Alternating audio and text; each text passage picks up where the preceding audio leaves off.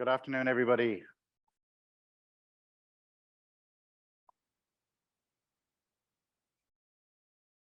Good to see you all again. It's a year since I was last here. Delighted to be back. Last year was my first time here in Mallorca. It's now my third time, so I've become a regular visitor. So thank you to our host, to UNWTO, and to Mallorca and everyone involved in this event. We've got a very privileged panel here in front of us. We have our two major source markets, Germany and the UK. We have the Hotel Federation, and we have our local tourist board, and we have our national tourist board. So a really good panel. We have a short amount of time, but we're going to jump straight in.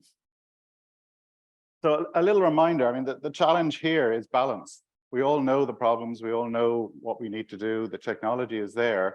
The question is, how do we find a balance between sustaining the industry, the livelihoods that all depend, the communities that depend on tourism, but also being very aware of what's going on the planet. And I think we're all very mindful of that.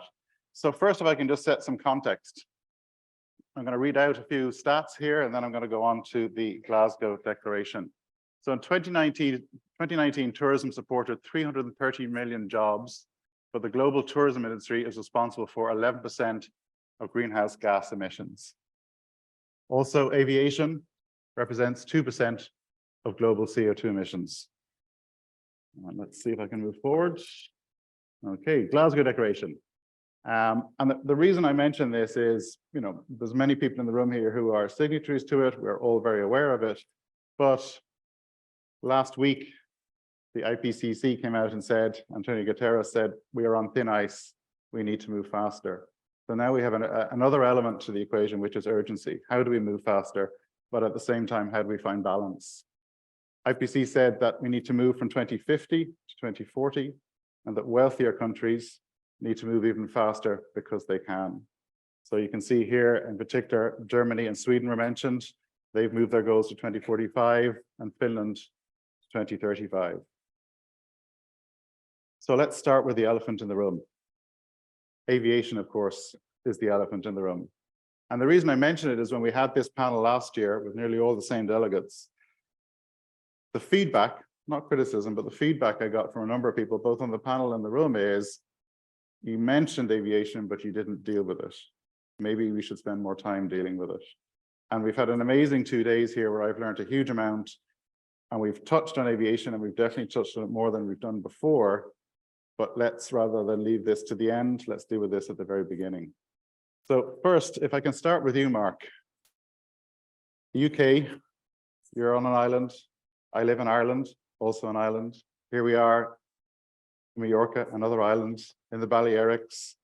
We have our friends here from the Canary Islands as well. All island destinations that survive in many ways, Ireland also, on tourism. So we cannot take the aircraft out of the equation. The question is, how do we find the balance? How do we expedite the process? And I wonder if, Mark, if you can give us some insight on where the UK industry is and also the UK government in terms of finding a balance, finding a solution that moves us faster. Thank you. Good afternoon, everyone. First of all, let me say we are taking this very seriously. I think you know, we have members in ABTA who are not only use airlines but operate airlines, and if it is not yet an existential threat, if we don't do something, it will be seen as an existential threat to tourism for us. Just to give you an idea of the scale, air passenger numbers have trebled in the UK since 1990. It was 100 million then. It's now, just before COVID, was 297 million a year. Although, you know, the global statistics may say that aviation accounts for sort of 2.4% of emissions. In the UK, it's 8%, because, as you say, we're an island. There aren't very many ways of getting off it in large numbers. And so aviation is already a significant contributor to emissions. If you look at growth forecasts through to 2050, it varies. You know, the government says it's going to grow by 49%, and the industry says 70%. I think the industry always kind of ups the expectations, but whatever you're looking at, it's a very substantial growth in numbers, and most of that is leisure travel. You know, 83% of air passenger movements are to do with people traveling. So, you put all that together, and it is obviously a crucial issue for us and for the destinations that we fly to. As I say, we are taking it very seriously for three reasons, I'd say. One, because it's the right thing to do. I think climate change and decarbonisation is a priority for everybody, including our industry. Secondly, we want customers to feel good about going on holiday, and we don't want to feel, flight shame or other sort of movements to stop people having, the good experiences they have. And thirdly, I think there's a perception that if we are not seen to be making strong progress, then taxation and other measures will be put in place to effectively raise the cost of flying and slow down demand that way, which is not what we want. I mean, we believe that we can meet, the government in the UK has a net zero target by 2050. We believe we can do that within our growth ambitions, but a lot of progress has to be made technologically. Obviously, it's an international issue. The EU has got its Fit for 55, which is about reducing carbon emissions by 55%. They're already, starting to tax kerosene, the main airline fuel, removing emissions allowances for aviation, and have set their own target for, I think, 63% of aviation to be fueled by sustainable aviation fuels by 2050. So that's, the market that we're flying into. The UK government is very supportive of aviation, I would say. I mean, they understand that for an economy like ours, which is an island economy, very much a hub, as well as a sort of leisure movement island, aviation is a very important strategic sector. And, so the industry, private sector is working with the government, with the public sector, with, people who manage the airspace, air traffic control, and so forth, across a number of fronts. Without going into, all the detail, the UK is going to be having its own emissions trading system, which will match the European ones. So there'll be a kind of carbon pricing that is equivalent. Government wants, 5 sustainable aviation plants up and, at least, commence building by 2025. We are setting our own target for net zero for airports and for domestic travel by 2040. And, the government's putting its money behind its words in terms of investment into, we've got an Aviation Technology Institute. They put about 800 million euros into that, and about 200 million euros into getting sustainable aviation fuels up and running. And also, importantly, we're looking at, how we can sort of nudge consumer behavior to help in this, whether it's about, using, public transport to get to airports rather than cars, and so on and so forth. So, broad-based approach to this, very much, as I say, bringing together the public and the private sector to meet this aggressive target. Thank you, Mark. If I can move to the other end of the panel, Thomas, you have a unique perspective. The German market, the UK market as well, obviously very well. You're an airline, you're a tour operator, you're a hotelier. Where are you? Do you feel that in all the markets where you operate that we're moving at the pace we should be moving? Is the technology holding you back? Is it regulation that's holding back in terms of what you want to achieve? And I was watching your presentation yesterday, and I was very impressed that you put on screen and committed to saying that our goal is 24% reduction in emissions on the airline side of the business. And that's only a midterm goal. We hope to go beyond that. And that was wonderful to see at an event like this, that actually those commitments are being made. Could you answer the same question? Well, thank you much for inviting me and to be a participant in this panel. Number one is for me innovation. And I think we have done so much progress in the last years.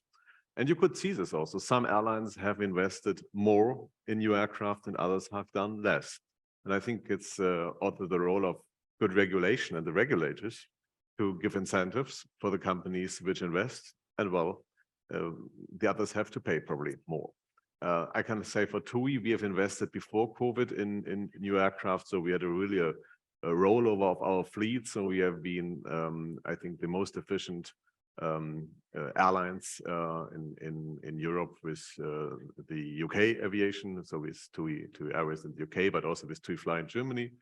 And I think this was something we believed always, that this rollover is very important for our sustainable footprint, for sustainability, but also, well, for the business, because at the end you use less fuel and so on, and you are more carbon efficient on this topic. So we had a rollover. We have not a A321 A321 neo fleet. We have a Boeing fleet, a 737 fleet. But I think a number of airlines have invested, others have not done. I would say the regulators can well strengthen this process in a way that they give incentives for the companies to invest, and also the airports can do this. You can manage public traffic at the airports, which is in general, I would say it's important to have bold targets. And I said yesterday, 2050 is too late. 2050 is a political declaration, it's a political target, and we follow this declaration. And I know also what our associations have well discussed and committed. But in TUI, we decided very early for the science-based target process.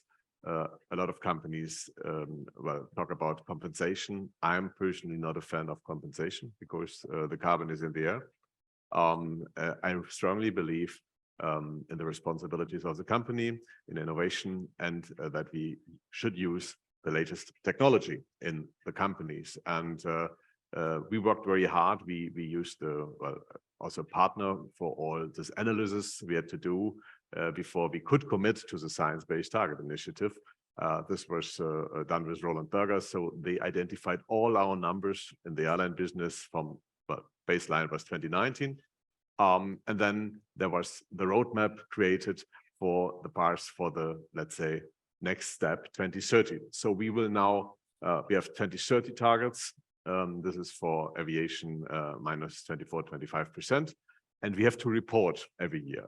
And this is also something which is very important, to be transparent. I think in sustainability, we've seen in the last years, well, a lot of messages, a lot of storytelling, but it's about transparency. And there might be also a time where you cannot reach a target, but you should explain it to the public, and you should explain it, that's transparency, and then probably people will understand why you can achieve something or can't achieve it.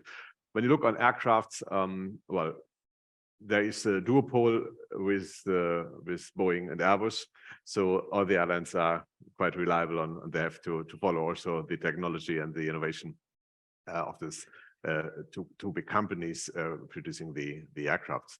But I think it's also on us to be in a regular contact with them, to support them and to push them that they understand what our needs for our business. And I see another interesting chart now here. I think it's also behind me. It's yeah, it's quite important. So we started also into first contracts with Cepsa here in Spain, really to get sustainable fuel. There is not enough sustainable fuel available at the moment. It was in the past also something about the pricing of sustainable fuel. But well, I believe progress is so fast now in all these topics. When you think about solar panels 5 years ago or 10 years ago, the return on invest was much longer than today. And you should not judge on things in 2020, let's say 6, 2027, 28 with the knowledge of 2023. And that's why I believe we should be very open with the technologies. We should be give this also to the private sector. We should not regulate what is the right way in which technology. This is better in the hands of the private sector, because at the end, the private sector has to do investments, and probably most of the companies will do the investments where they believe they can benefit from this. So I'm quite confident that we will be faster in general than 2050. So probably for our target, which was certified for hotels in the Science-Based Target Initiative, is 46%. This is what was certified with numbers of 2019. And during the process in 2020, 21, 22, the internal target, the internal goal we gave is let's have 100%. Let's focus on 100%. When we had our global leadership meeting last year, it was in Spain. It was Fuerteventura. Well, I said at stage, okay, we have the 46% which are now certified by SBTi, but is this ambitious enough? Is this bold enough? Let's go for 100%. And that's now, I would say, the objective, the ambition for the company. You all know in the room, neither it's in politics or in business, you have to bring some pressure in the system, that people really go for it. And I think in TUI, there is now the right pressure because we believe it's our responsibility. And it's something we should do in partnership with the destination, which is also very important for us.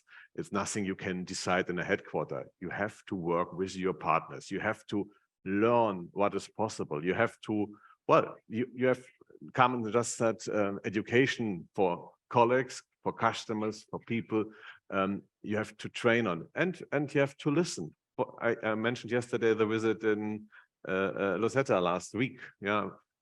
We heard about the green hydrogen plant, I think 10 days before during ITB. The minister mentioned it. That, okay, can we visit it? Can we get an impression? Can we understand what is possible? And now we are working. After his speech this morning, we had a follow-up meeting. We discussed what we can do with hydrogen transport in Palma in the next probably years, but probably we can have a test this year. Let's see. I think it's very important not only to follow this long-term target. It's fantastic to have a 2050 target. But if you talk to your family, to your children, if you talk to your people in the company, when I give promises for 2050, what will they say? Thomas, you are born in 1967, probably in 2050, you will be retired. You can promise everything. And therefore, I think it's so important to go step by step and not wait for the long-term ambition. Doing every day, every week, every month, do every step and well, learn with every step, and then you can go for the next target. Yeah, I agree. And dates like 2050, 2040, even 2030 seem esoteric to many of us. And maybe that's a challenge in terms of communication, how we all communicate externally and internally better. SAF, I mean, SAF is, from everything I read, the most immediate option for us all, but yet it has challenges. In the UK, I know, and elsewhere, you know, production, technology is not the issue, it's production. Do you find that government are moving in the right direction? Do they need, as you say, a little bit of a kick, a little bit of an onus to move faster? Or are you happy that it's moving, you know, just at the right pace? So back to Thomas quickly. Thomas. No. Maria, it's good. You have to answer. But I will do it short because but all airlines are looking now for SAF. Well, the one are investing, the others are looking for partnering. We have started our first partnership, as I mentioned, with CEPSA. Others are coming. We are in negotiations with other partnerships. I think it's good to really give a focus also from government, also from the European Union, on well, the availability of SAF, also on the production capacities, and also to incentivize this very fast. But it's also in us, we are just negotiating with companies where we might probably be partner, or whether we only want to buy something at the end. We need the SAF, we need more SAF capacity, and it's at the end something that you get it for a fair price. Because when you look back, it was before pandemic, I think it was sometimes 6 times higher than kerosene. But also, well, I'm an optimist and knowing about how innovation works. When you have done the first step, the next step, as we said before, with solar panels, the price will go down at some point, and it will find the balance. But I think it's on governments to steer in the right direction at the right point, that companies also really focus on this. So setting the right incentives, I think this is regulation. Yeah, you can have good regulation and bad regulation, but regulation is about giving the right incentives for companies, but also for political goals to fulfill a political agenda. If I can move then onto the destination side, how easy is it for destinations to manage that? As in, it's a factor in the supply chain where you don't necessarily have full control. Maybe at the airport side, one has control. But in terms of what destinations are doing, and this is to you, Miguel, how easy is it to manage that? I mean, this island has done a very good job in terms of creating a circular economy. Hotels, are leading the way here. But on a national basis, how do you manage that? Are you engaging heavily with airlines, or is it on the production side? What challenges are you facing? Well, thank you for having me, and thank you, Mallorca, for inviting me to this forum. I think, of course, we do manage this with airlines and even in the promotion side. And I think I was in agreement with things that were said in the previous panel by Carmen Riu and Fluxa. It's about giving the sector and also the consumer the information they need to take conscious decisions. And the way we have been promoting not just destinations, but also the travel agencies and tour operators is come to this destination for this price, is a value for money. And now we have to take into account that sustainability is also a thing to be considered.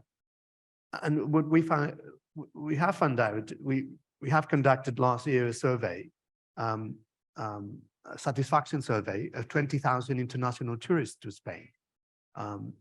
And we asked them about general satisfaction. We asked them about accommodation, food, entertainment, culture, everything, and sustainability, their perception of sustainability in Spain.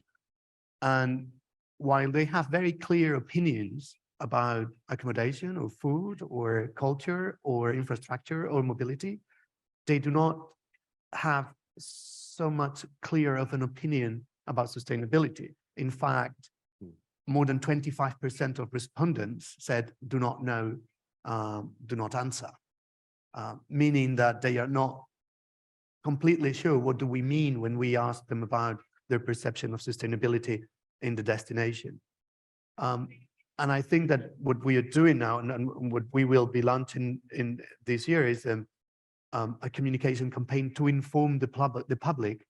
What do we mean when we talk about a sustainable destination? What do we mean when we talk about sustainable travel or responsible travel? And what conscious decisions can they make to have a more sustainable trip? It is going to be their choice at some point. There will be regulation, there will be other norms and businesses approaches or companies approaches to sustainability, but at the end of the day, it's also going to be a decision taken by a consumer. And we want them to have as much information as possible. And that is also the case for transportation. Spain is in the southwest corner of Europe. It's far away from many of our source markets. And we will have to change the narrative of what we propose to our visitors, meaning that maybe you can, and it's good for us, maybe you should come longer and, have, and see more places at the same time. And you will be traveling by other means of transport, which has a, reduced CO2 footprint. Or maybe you could also have a leisure trip when you do business, when you take a business trip. And I think it's about information. And I think that technology and airlines are working towards the reduction of the carbon footprint by technology. But I think that from our side is about informing the public how to take more conscious decisions to be a more responsible traveler. And sometimes I find that the public is often ahead of business and also ahead of government. If you give the consumer the choice, they will take it. They just need to be given that option and informed. Maria, if I can move over to you on the hotel side, Miguel mentioned encouraging people to stay for longer. Is this something hotels are doing? And also in terms of the guests that you're targeting, in terms of a lot of conversations in this area talk about, well, if you're targeting people coming from many thousands of miles, is that the way forward? Should we be focusing on people to stay longer and to travel not as far?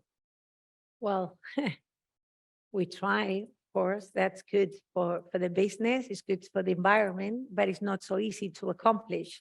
because we have seen in the last years two different, I would say, directions. We here at the Balearic Islands, same as in the Canary Islands, we are very related with tour operators. So thanks for them. We do have many of the guests traveling and staying for a long period. But of course, that new science, we have sophisticated our commercialized and distributions channels. We have started to work with different OTAs and our direct channel, and that has become in a less number of nights of stay. So we do have trying still to find that equilibrium, because we do really appreciate, because they come for longer period. They do come also during the winter time and off season. And that's also one thing that is very important for us, to find this complete sustainability in our destination. So the independent companies, each one has its own marketing approach, but of course we try so.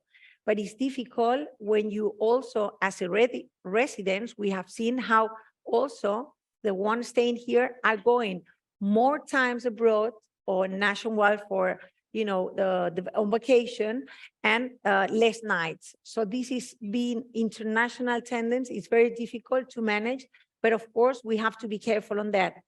Explaining as the other comments that we were listening to, it is important to share and learn and share the information, so people, us as a residents too, but visitors know how can we benefit all together doing things differently. And sometimes it's because they don't know they can do that, or what is the effect on the destination. So we have to work a lot more on communication and explaining really well, and we have to re-educate. We were speaking about rethinking, but also re-educating to accomplish these objectives. Very good, thank you. Andrew, if you can now give us the perspective of this island, Mallorca, in terms of your challenges from aviation, but also working as a DMO and finding that balance that your colleagues have spoken about. Bueno, pues nosotros, yo creo que de todo lo que se ha planteado, de todo lo que se ha dicho, yo creo añadir también como destino uno de los aspectos que yo creo que tenemos que tener en cuenta, no solo en la sostenibilidad, porque tenemos una tendencia muy clara, ¿no? Muchas veces a solo hablar también de la sostenibilidad medioambiental, pero también poder hablar de la sostenibilidad social y de la sostenibilidad económica. Y podemos tener que poner los tres adjetivos porque tenemos esa tendencia directa. Evidentemente, yo creo que Mallorca, Baleares, ha hecho una apuesta muy clara por la sostenibilidad y también, evidentemente, por la ambiental, pero también ha hecho una apuesta muy potente desde el punto de vista social. Compartía con María el tema de poder explicarlo y poder vivirlo. Yo creo que tenemos que aprovechar la oportunidad del cambio del concepto del turismo que tiene cualquier persona que viaja, ¿no? Y en estos momentos los viajes son experienciales y por lo tanto, al ser experienciales, la gente quiere vivir, quiere palpar. Eso es un reto también para la convivencia de los ciudadanos residentes con los propios turistas, pero también tiene un atributo importante, y es que el turista se siente parte del destino y se lo lleva en su background y se lo lleva en su historia. Una de las claves del éxito que tiene Mallorca es que la gente que nos visita se siente parte de Mallorca. Cuando compartes con ellos, además del turista nacional o del turista inglés o el británico, el alemán, quiere Mallorca, pero también cuida Mallorca porque para ellos es su segunda casa y se convierte durante unos días en una casa. Y ese concepto de convivencia es un concepto que desde el sector y desde toda la sociedad tenemos que convivir. Desde ese aspecto, darle mucha fuerza. Cuando hablamos también de los destinos a la hora de promocionarlos en sostenibilidad, es cierto que la gente va a elegir sostenibilidad o no en un destino y eso lo va a poner en valor. Pero también es cierto que tenemos que vivir la experiencia y que todo tiene que ser acorde a este concepto de sostenibilidad. Evidentemente en el hotel tenemos que tener un concepto en amplitud de sostenibilidad, pero también en el producto que ofrecemos al turista.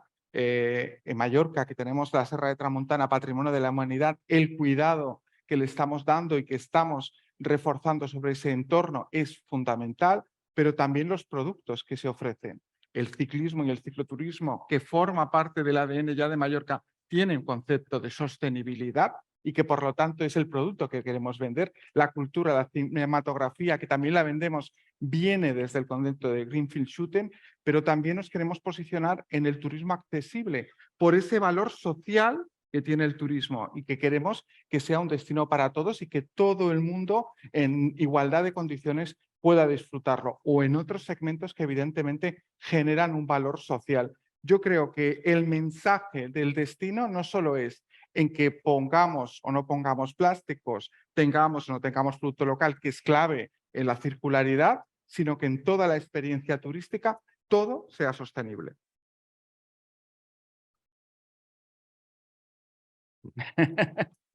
Absolutely. I mean, it's a very good point, and I'm glad you made it. You focused on sustainability from the economic, from the island perspective. It must be a very hard job, though, in terms of you're here on island, you're trying to find the balance between the economy, people's livelihoods, and then the environment, which, you know, there is more and more public awareness here. Do you find that difficult to manage that balance? Do you, what challenges are you facing? Do you think you're winning that battle, or is it just an endless struggle to try and make those right decisions and get that balance right?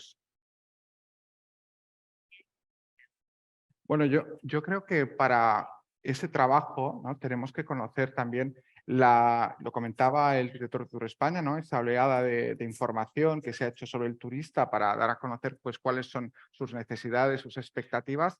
También tenemos que tener los datos de cuál es la realidad realmente del residente, cómo se comporta el residente, qué visión tiene el residente del turismo y cómo se plantea.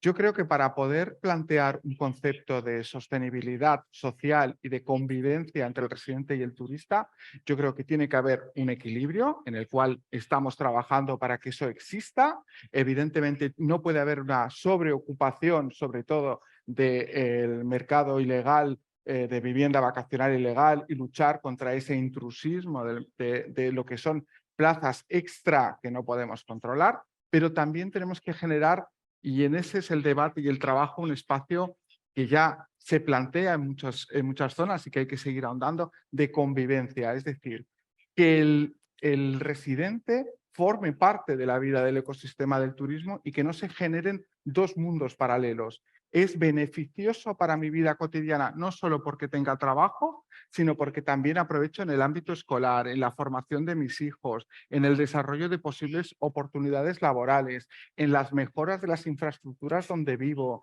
porque tengo unas playas, unos destinos y unos lugares mejores, en los servicios que recibo. Por tanto, me veo beneficiado de tener una industria turística y de servicios en mi destino, por lo tanto me siento orgulloso y la defiendo. Y ese es el reto y el equilibrio que tenemos que conseguir todos, el sector público y el sector privado, que pensemos en que el residente tiene que estar orgulloso y sentirse cómodo en su vivienda, y eso generará ese equilibrio. No solo es ahora vienen turistas, los tenemos que aguantar como concepto, no, es todo lo contrario, ahora vienen turistas y para mí es una oportunidad porque mi destino mejora. Esa es la realidad.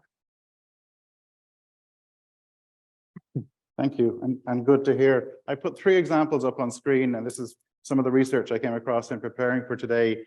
And I'm going to move back to the source markets on this question. 3 different destinations, 3 different tourist boards: Netherlands, Slovenia, and Vancouver Island. All of them approaching sustainability in a completely different way.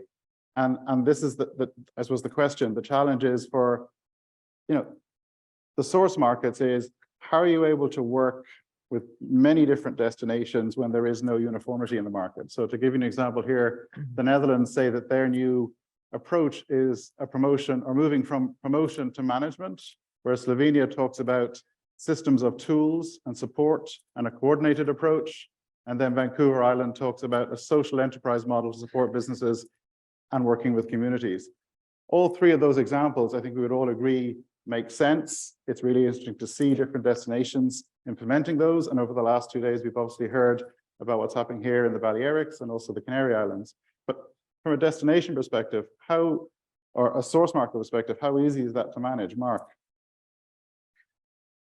Well, actually, I think that there's quite a lot of commonality amongst those. I think what someone said earlier, that, you know, they've moved from, you know, destination marketing organization to destination management organization, and we're seeing a lot more of that, really, where, you know, either at the national or the regional level, steps are being taken on a destination basis rather than an individual hotel basis.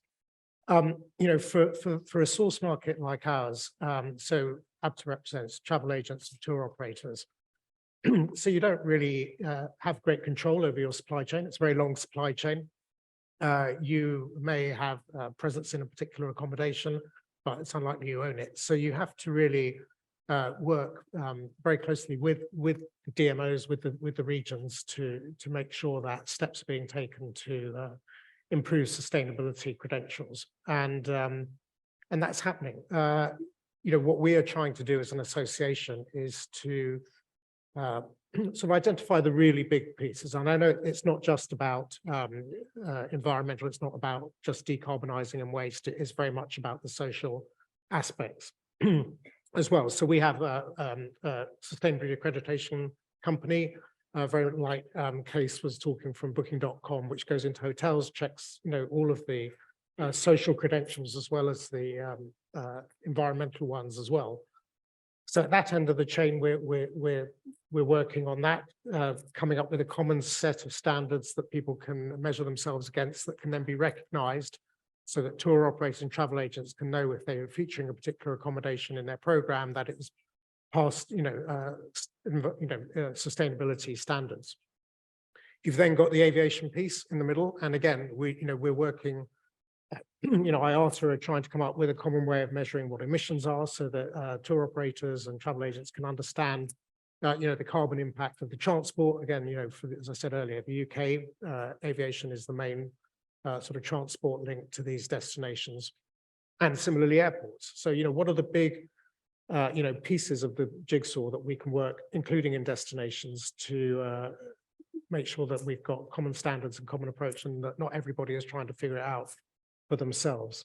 So it is, different destinations are moving at very different paces, I would say, on this. But there are very few who are not moving in this direction at all. Okay, good to hear. We're short on time, so we're going to move along, and we won't necessarily ask everybody to comment on every slide. But Miguel, if I can ask you, in terms of destination marketing as a country going forward over the next 7 years, and that's our first Glasgow target, let's say. I've put up a few kind of keywords that I'm seeing a lot in terms of, and we've touched it already, in terms of length of stay, longer stay, what destinations we're targeting. And I give an example here. Back in Ireland many years ago at this stage, but Visit Britain closed their tourism office in Ireland, their closest market, and specifically said, we're closing this office so that we can invest in the Chinese market, which today maybe seems anathema, and I'm not being critical, but that's where we were probably only 10 years ago. How easy is it for you as a destination to, reinvent in many ways how you market, how you source, taking into account, the environment, sustainability, and so on. And I give an example here. In France, where I lived for many years, what they do is they split the whole country into 3 regions, so that all school holidays, midterms, summer breaks, etc., do not take place at the exact same time. And that works on many levels. What it means is that airports, hotels, destinations, resorts, skis, and so on, ski chalets, they're not full at the same time. The demand is spread out over many, many weeks. And I'm sure that happens in many other destinations around the world. How easy is it to reinvent an industry in many ways that has been, around since the 50s? I think, well, we do not reinvent the industry. It's the industry that it reinvents itself. And what we do is we steward the destination towards, certain objectives or in a certain path with objectives in the way. But it's difficult. And what I think is that what we have to do is to also teach and steward our industry, our local industry, on how, or we have to predict the future. We have to see what the trends are to take our local sector towards those objectives. And I think an example is with recovery funds in Spain, European Union recovery funds. So the government in Spain decided to spend 3.4 billion euros in tourism to 2,000 million, 2 billion, most of it in sustainability projects. All kinds of, it was environmental sustainability, social sustainability, or economic sustainability. Because we know that, tourism is moving towards sustainability.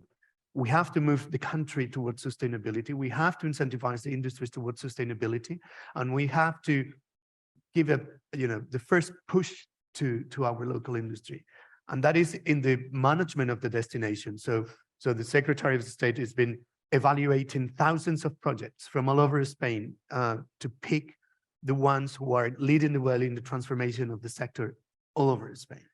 I think only in this year they're evaluating more than 500 projects for 500 million in this year. From the side of the marketing organization that I represent, it's how do we promote, or how do we build the brand or rebrand our brand to make it more likable by actual and future consumers. So what we have to do is it's portraying Spain and its destinations, and we steward the different destinations within Spain, which are very different between them, towards what we think is the trend and the future trends in tourism and in the market. And for that, we're making decisions now, saying, for example, should we keep promoting things that are not sustainable but are very profitable at the moment, or have been very profitable? And there's a discussion, internal discussion, meaning this is very profitable. This thing creates a lot of jobs, actual jobs, but are they sustainable? Not sustainable in a way of, are they environmentally sustainable? Are they sustainable because are they going to be there in the next few years or in the long term? Or should we be promoting things that nowadays do not generate as many jobs, but are increasingly generating better jobs or more qualified jobs and so on? So what we do is a balance between the actual needs, the present needs of the tourism industry in Spain, but also stewarding the destination and the different destinations towards the future of tourism. Brilliant answer. In particular, stewardship, I thought, was a very good description of how one tries to manage this maze and find the balance. We have 17 regions in Spain, 2 autonomous cities, and potentially 8,000 destinations, 8,000 cities and villages in Spain. So stewardship is paramount for our success. I don't envy you. Apologies, disjunct there on the slide, but I think you get the idea. And I'll move over now to Maria again. Measurement for DMO versus aviation. Obviously, Maria, I'm aware you're on the hotel sector, but I almost feel like the aviation sector has an easier job. It's easier to understand and measure emissions and greenhouse gases, whereas on the destination side, and that's why I ask you in terms of hotels, how easy is it to manage? Is your job almost impossible in terms of, yes, we start with the hotel, but the supply chain behind that, and then the tools that you need, and the fact that different destinations and bodies are using different tools. And on the first day we hear how UNWTO is implementing new tools that will help us all. How easy is it? Are you still struggling, or do you find you've actually found your way, or you've much further to go? Well, I think it's not easy, of course. Technology helps everything. And as for us and destinations or even the aviation, the technology exists and we have to take advantage of it in order to manage better our businesses or destinations. To measure is really difficult because we would love to measure from when the client starts the journey, goes to the airport, takes the transport or either the train, whatever, until it arrives to the destination and to the hotel. That will be really a big impact on numbers to know what it means, the travel industry and the tourist industry. And this is difficult. So we have to share all technology, and maybe now, well, due to those money and resources coming from the EUM, we're trying to take advantage of that, going with other firms and big companies and people, firms that are more on technology to try to accomplish that. And I think we have to make it easier to the businesses. We were telling advance in the before in the other panel, there is many of small businesses. So it's difficult to struggle with all the new laws, norms, and everything that we have to accomplish. So we have to share technology, and the public administration here plays an important role because it's the one that has to facilitate that, because we have to work as a destination and not only the businesses itself. I don't know if I answer really clear, but Yeah, no, we're struggling with that. And we have to coordinate and work with the different alliances, either the university, the technology firms, and also our partners internationally. What I have to say is that we, at Turespaña, we co-chair at the UNWTO, a working group on sustainability, statistics for sustainability in tourism, to create a standards to measure sustainability in tourism, or common standards in the UNWTO. So this is something that I think that we public administration might be behind what is needed, and we have to run, and things in public administrations take time, sometimes too much time, but this is something that is being done as we speak. very good. Priorities. Mark, you and I were talking yesterday or the day before on the bus as we came in from the airport, and you spoke about how 18 months ago at the ABTA AGM, you did some sustainability research, you put that out to your members, you hoped that it would help guide them. 18 months later, we discussed how the world has changed, and Maria touched on this. Tourism is made of many, many small businesses. And here behind, we have a picture of, travel agents. If you're a small business, if you're a small travel agent with 10 employees, is your priority recruitment, retaining staff, retention? Have those priorities overtaken sustainability? Is sustainability a nice to have? What are you hearing from your members? What's the reality of, what we want and hope to see, that everybody's looking at sustainability, or is it very different? Yeah, well, I think, going into the pandemic, companies were moving at a very different pace in this. And, I'd say the smaller companies, the travel agents were kind of moving at a slower pace. And then obviously, the last 2 or 3 years have been just about survival.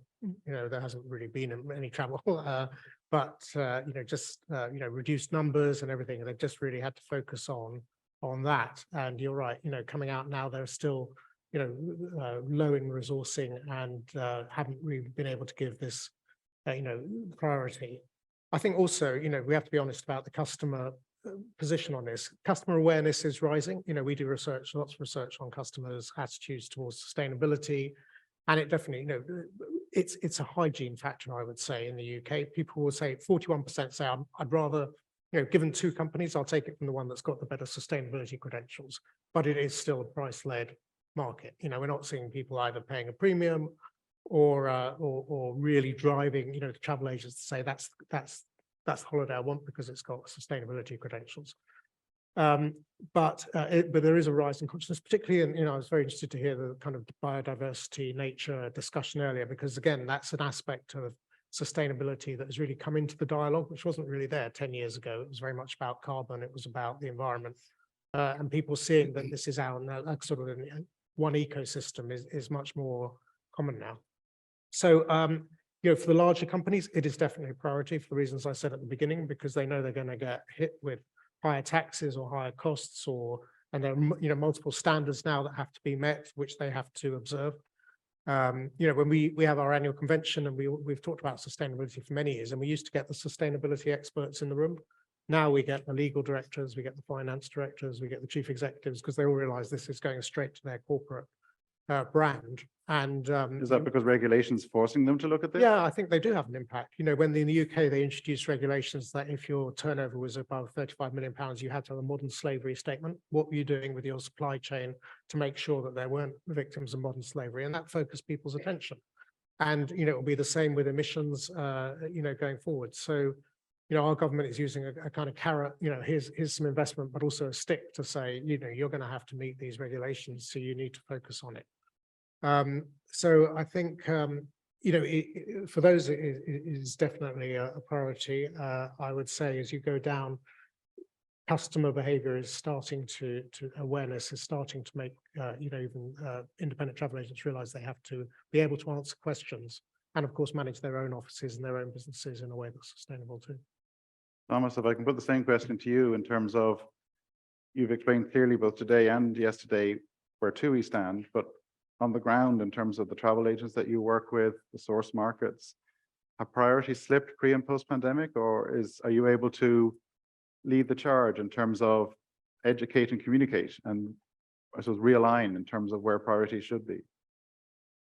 Well, I think one priority is to preserve the beauty of the destinations, and that's a priority for the travel agents, that's for the guests, for the tour operators. That's well, a joint effort for all of us, and I believe strongly the importance is much higher. So people are asking for sustainable products.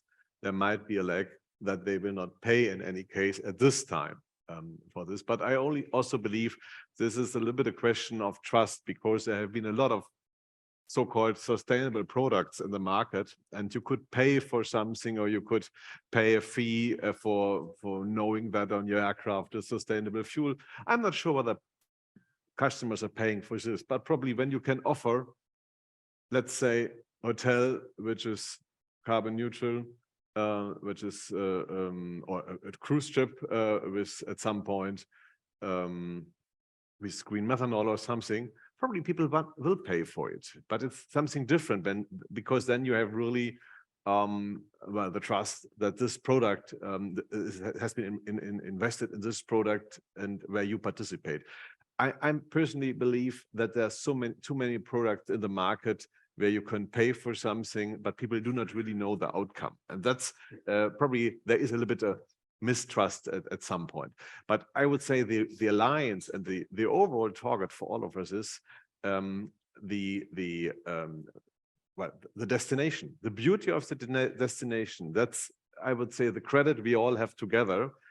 Neither we are in the destination, a minister in the destination, a president of the hotel association, or hotelier, a tour operator, or the guys in the travel store, because the beauty of the destination is why people are choosing well, a country, a place, whatever.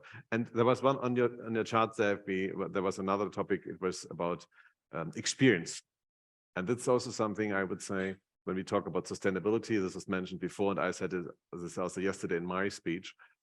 It's always about social, economic, and ecological sustainability. That's my mantra from Mrs. Brundtland, yeah, from the United Nations.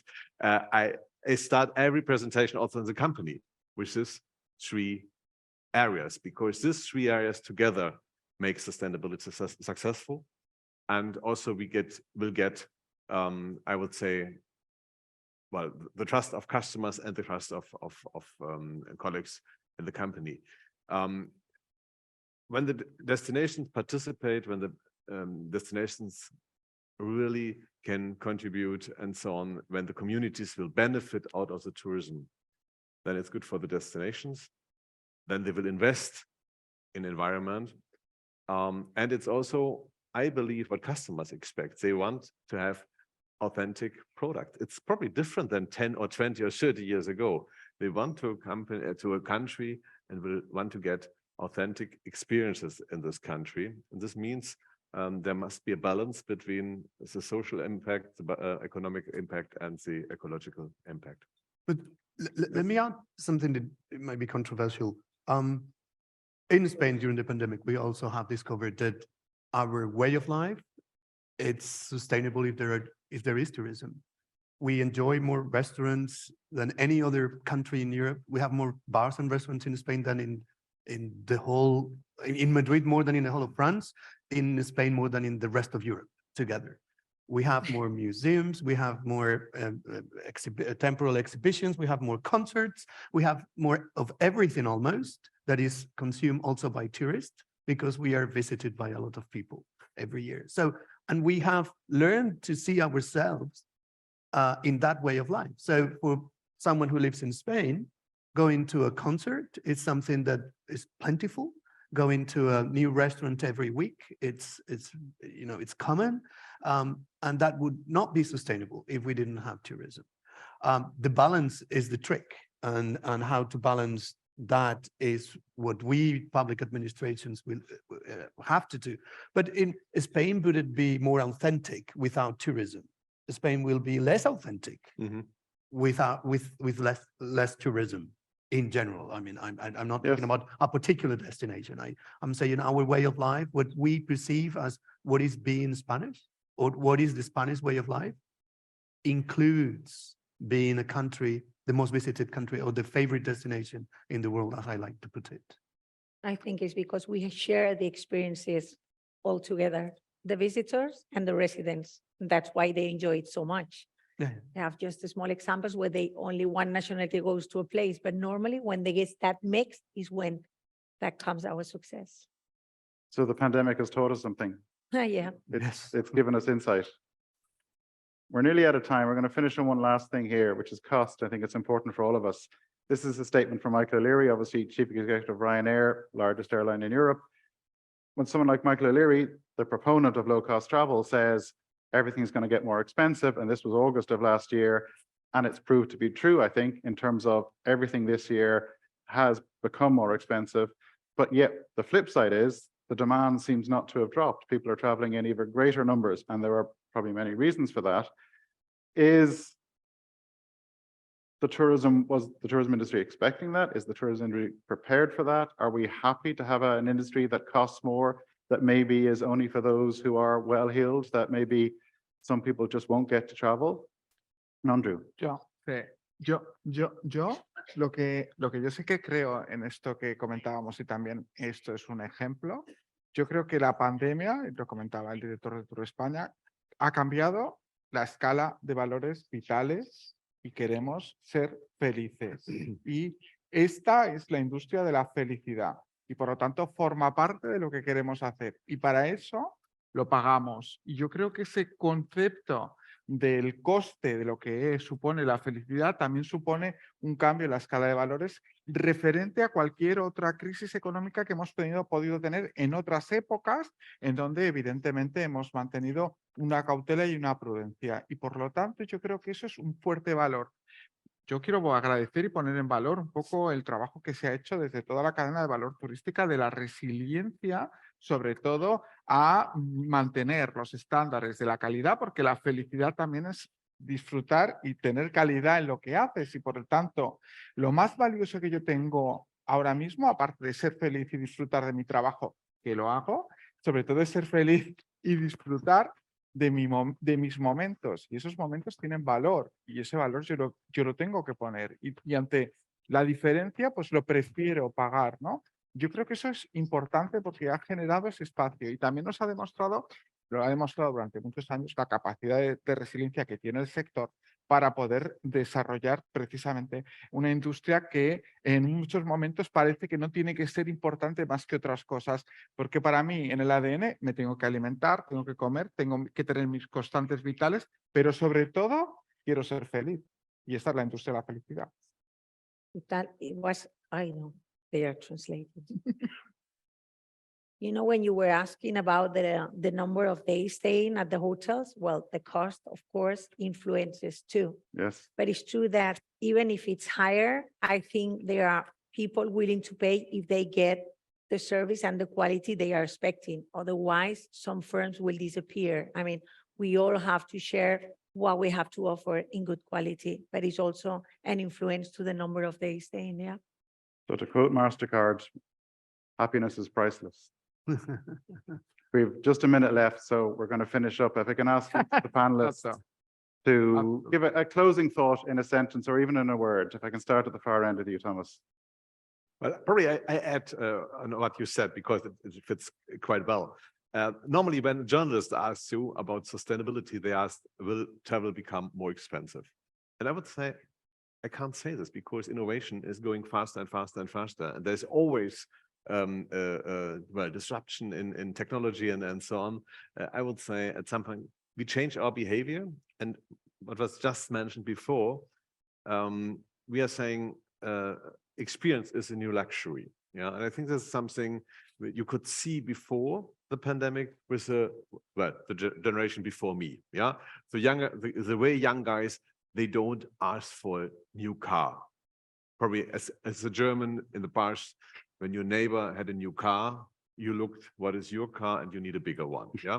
And in the past, the young generation, they wanted to own a flat. Now we are talking about sharing economy. It's a lot about sharing economy, but on the other hand, people want to have these experiences. And this probably has developed more during the pandemic because we just discussed yesterday about this. There have been times I was in my living room and, well, I've been looking TV and asking myself, will I ever go back to the United States when I saw everything was closed during the pandemic? I was not sure at that time. And the Germans are a little bit traditional, as you know, and I remember one person telling me, it was a doctor, and he said, "Oh, you're funny guys. When you're young, you put all your money on an account, and then they say you will use it when you're older. Yeah, then when in good times, when you're in good shape, when you're older. But sometimes you are not in good shape when you're older, when you have all the money. And probably this has changed now through all generations, as people want to live their life. Well, the happiness you just mentioned, I believe this is a strong trend. People want to live their lives. They want to have this happiness and they want to make this experience. And to be honest, we should be all happy about this because in a world we are living now, what we have seen with a war, nobody has expected this kind of development, a war in Europe. We should be happy about people. They travel around the world, they make experiences, they know about countries, they learn about other cultures, different cultures, dialogue of cultures. I would say this industry is a peacemaking industry. So happiness is your final word. Maria, quickly, if I can go to you, we are over time, but if you can give us a Look closing for thought. authenticity. I think it's very important. Responsible tourism. If we all do that, we will accelerate these changes that we need that, we boost for sustainability. Thank you, You're Andrew. welcome. Closing word. Sí, bueno, pues yo creo que la realidad de nuestro destino y de los destinos turísticos tiene que ver con lo que comentaba María, por la autenticidad, por tocar y porque además la calidad, que muchas veces hemos hablado de calidad, es comer un tomate recién cosechado de un campo que además es diferente al que tú conoces y que genera esa experiencia nueva, y eso también es felicidad y eso también busca el turista. I see a theme here. Miguel, can you give us your final thoughts, please? To follow the theme, I would say that we have to make sure, all involved, that when people buy a trip or a vacation, they're buying happiness and a feel-good effect. We're finishing on a very positive theme here. Of course. Mark, Well, let me just bring it back to sustainability. I mean, I've been hugely encouraged by what I've heard. Thank you to NWTO and Mallorca. The level of engagement, has risen. We couldn't have had this event 10 years ago, I think, with the active participation of the destinations, the hoteliers, tour operators. So I think, huge challenges, but like Thomas, I'm an optimist, and I think, we can push on and deliver all of the happiness and a sustainable future for the sector. thank you, Mark. Ladies and gentlemen, if you can put your hands together, please, for our panelists. Thank you.